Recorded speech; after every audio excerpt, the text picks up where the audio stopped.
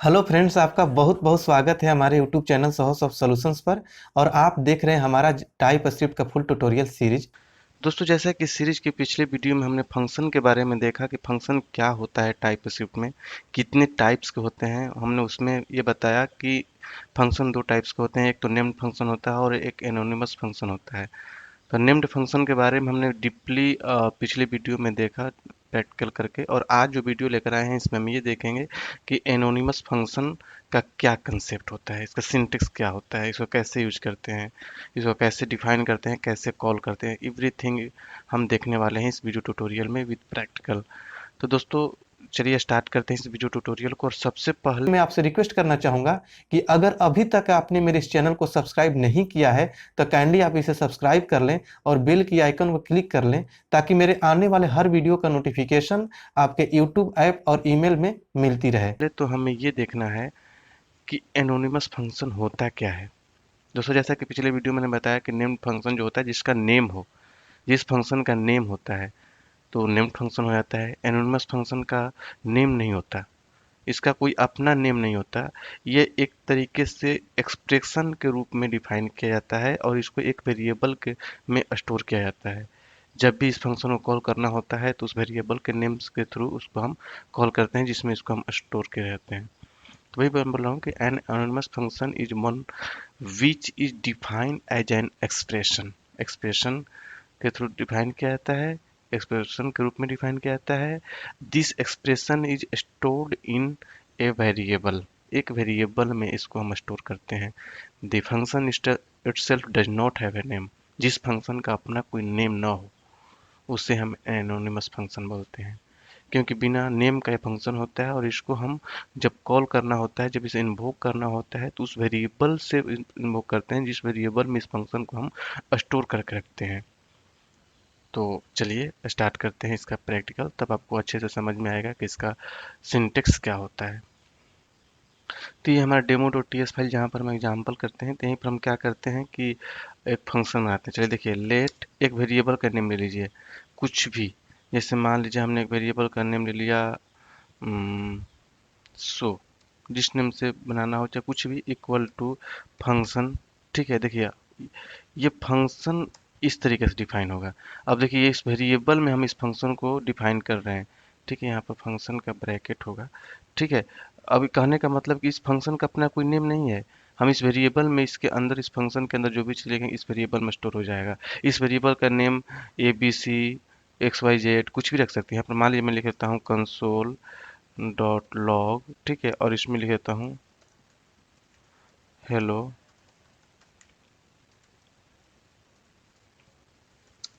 Saho soft solution. ठीक है, ये हो गया। अब इस देखिए, अब इस फंक्शन का कोई नेम है नहीं है, इसे फंक्शन को कॉल करना होगा तो कैसे करेंगे, इस शो नेम से। इसको कॉपी कीजिए और यहाँ पर इसको कॉल कर दीजिए। ठीक है, अब इस फंक्शन को कॉल करने के लिए इस वेरिएबल के थ्रू हम कॉल करेंगे। अब इसको कंपाइल कीजिए। ठीक है, demo dot T S enter hit करते हैं। इसके बाद मैं आपको ले चलता हूँ index dot H T M L पर। आपको दिखेगा हेलो सॉस ऑफ सॉल्यूशन। यहाँ पर राइट क्लिक करके रिवेल इन एक्सप्लोरर कर लीजिए, फाइल एक्सप्लोरर, और index dot H T M L को ओपन करिए। देखिए यहाँ पर index dot H T M L आ गया। इंस्पेक्ट एलिमेंट करके कंसोल में चलिए तो आपको दिखेगा हेलो सॉस ऑफ सॉल्यूशन। मतलब कि हमने इस फंक्शन में जो भी लिखा वो हमें आउटपुट दे रहा है, किसके थ्रू, इस वेरिएबल के थ्रू। जैसे मान लीजिए एक और हम बनाते हैं लेट, और यहाँ पर मान लीजिए ग्रीट नेम से हमने एक बना दिया वेरिएबल। ठीक है, फंक्शन। अब यहाँ पर इस फंक्शन को डिफाइन कर रहे हैं। ठीक है, और यहाँ पर हम लिख लेते हैं कंसोल डॉट लॉग। ठीक है, और इसमें हम यहाँ पर रख लेते हैं वेलकम टू साहो सॉफ्ट। देखिए ये भी हमने कर लिया। अब इसको हमें जब कॉल करना होगा तो यहाँ पर लिखेंगे ग्रीट। ठीक है, इसको हम कॉल कर लेंगे सिंपल। ठीक है, यहाँ पर हम इसको कंपाइल करके आपको दिखा देते हैं। तो इस जो भी हम फंक्शन यहाँ बना रहे हैं, इस फंक्शन का कोई भी नेम नहीं है। हम जस्ट एक वेरिएबल में उस फंक्शन को असाइन कर रहे हैं और उस वेरिएबल के थ्रू हम कॉल कर पा रहे हैं।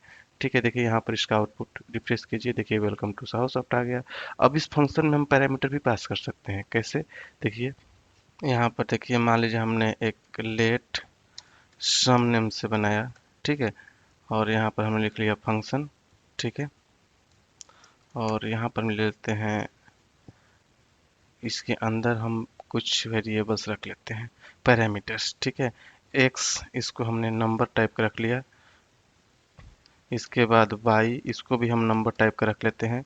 इस फंक्शन का हम रिटर्न टाइप भी बना देते हैं, ठीक है, नंबर, ठीक है। अब यहाँ पर हम क्या करेंगे, रिटर्न करेंगे। देखिए अभी एरर क्यों दे रहा है, क्योंकि यहाँ रिटर्न टाइप बना दिया हमने, कुछ रिटर्न नहीं कर रहे हैं, तो यहाँ पर हम रिटर्न करेंगे जैसे ही, तो ये एरर हट जाएगा, देखिए हट गया। और यहाँ पर x प्लस वाई, तब इस फंक्शन को जब भी हम कॉल करेंगे, ठीक है, मैं एक बार इसको फॉर्मेट करता हूँ, थोड़ा सा सही ढंग से दिखेगा, ठीक है। देखिए अब यहाँ पर जिस इस फंक्शन को जब भी हम कॉल करेंगे तो ये दो पैरामीटर पास करेंगे और ये हमें दोनों पैरामीटर को प्लस करके रिटर्न कर देगा। यहाँ पर जा चलिए हम क्या करते हैं कि कंसोल डॉट लॉग, और यहाँ पर हम लिखते हैं सम। इसके अंदर हम देखिए अभी हम क्या कर रहे हैं, अब इसके अंदर कुछ भी नहीं लिखे तो क्या बोल रहा है कि एक्सपेक्टेड टू आर्गुमेंट्स, क्योंकि हमने दो पैरामीटर बनाया तो दो आर्गुमेंट्स एक्सेप्ट कर रहा है, ठीक है। तो हमें पास करना होगा, यहाँ पर मान लीजिए हमने 10, 20 कर दिया तो एरर हट जाएगा। यहाँ पर सेमीकोलन लगाइए, अब इसको रिफ्रेश करिए, ठीक है, सेव करके इसको कंपाइल करिए। तो फिर हम index.html पर चलेंगे, जैसे ही कंपाइल हो, देखिए कंपाइल हो गया, रिफ्रेश कीजिए, देखिए 30 आ गया। अब इस फंक्शन को जितनी बार मर्जी उतनी बार कॉल कीजिए, ठीक है। यहाँ पर एक और हम ले लेते हैं कंसोल डॉट लॉग, इसमें हम रख लेते हैं सम, अब इसमें हम रख लेते हैं 200, 40, तो इसको भी प्लस करके हमें दे देगा, ठीक है। अब ये क्या कर रहे हैं हम, अब इसको अच्छे से समझिए, एक बार इसका आउटपुट पहले देखिए, इसके बाद मैं इसको फिर से समझाता हूँ। ये कंपाइल हो जाएगा, इसके बाद हम index.html पर चलते हैं, रिफ्रेश कीजिए, दोनों फंक्शन कॉल करके देखिए 200 प्लस 40, 240 कर दिया। इसके बाद चलिए यहाँ पर आइए, मैं इसको बताता हूँ मैं। तो यहाँ पर हमने जो किया है, एक वेरिएबल लिया, ठीक है, उस वेरिएबल में इस फंक्शन को असाइन कर दिया। हमने क्या बताया कि इस फंक्शन का कोई नेम नहीं होता है, एनोनिमस फंक्शन का, ठीक है। एनोनिमस फंक्शन जो होता है बिना नेम का होता है, एक एक्सप्रेशन के रूप में डिफाइन किया जाता है, जैसे हमने एक्सप्रेशन के रूप में डिफाइन किया, ठीक है। एक्सप्रेशन को हमने स्टोर कर दिया इस वेरिएबल में, इस वेरिएबल के थ्रू हम कॉल कर रहे हैं। एक तो हमने देखा कि बिना पैरामीटर का हमने स्टोर किया, उसको कॉल किया, तो बिना पैरामीटर का हमने यहाँ पर पैरामीटर वाइज कर दिया, पैरामीटराइज कर दिया, तो इसको हम प्लस करके यहाँ से रिटर्न करा रहे हैं। अब इस फंक्शन को जितना बार कॉल करना होगा, अलग अलग वैल्यू के साथ कॉल करेंगे, ये हमें प्लस कर कर करके रिटर्न करता रहेगा वैल्यू, और उसका हम आउटपुट शो करा सकते हैं कंसोल पर, ठीक है। अब हम क्या करते हैं कि देखिए, जैसे ये पैरामीटर जो है हमने नंबर नंबर डिफाइन कर दिया, यहाँ पर मान लीजिए हमने एनी कर दिया। एनी वो डेटा टाइप होता है, जैसे आप लोग को मैंने बता चुका हूँ मैं इसी सीरीज में, कि किसी टाइप का वैल्यू एक्सेप्ट कर लेगा, ठीक है। तब यहाँ पर हम मान ली लिखते हैं कंसोल डॉट लॉग, ठीक है, और यहाँ पर मैं लेता हूँ 70, कोमा, और यहाँ पर दे दिया हेलो।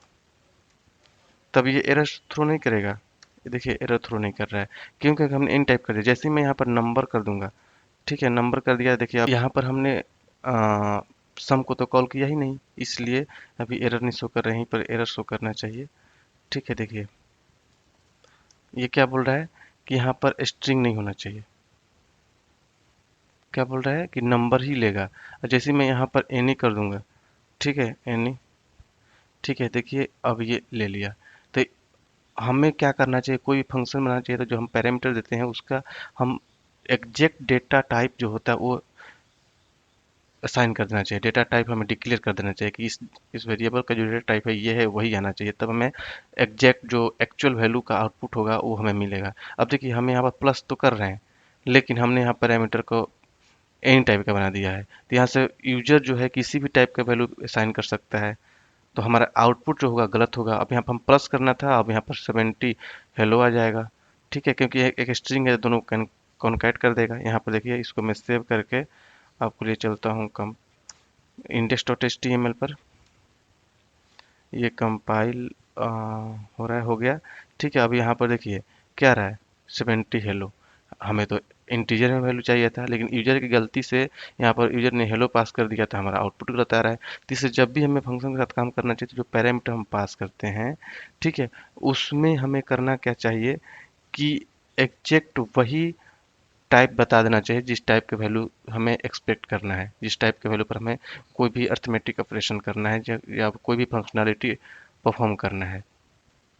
तो एक जो चीज़ आपका यह क्लियर हो गया कि एनोनिमस फंक्शन होता क्या है, बिना नेम का होता है, इसको पैरामीटर कैसे पास करते हैं, पैरामीटर को किस तरीके से हम स्ट्रांगली टाइप बनाते हैं। देखिए नम किसी भी वेरिएबल का टाइप डिफाइन करने को ही हम स्ट्रांगली टाइप बोलते हैं। ये टाइप स्क्रिप्ट हमें प्रोवाइड करता है फैसिलिटी।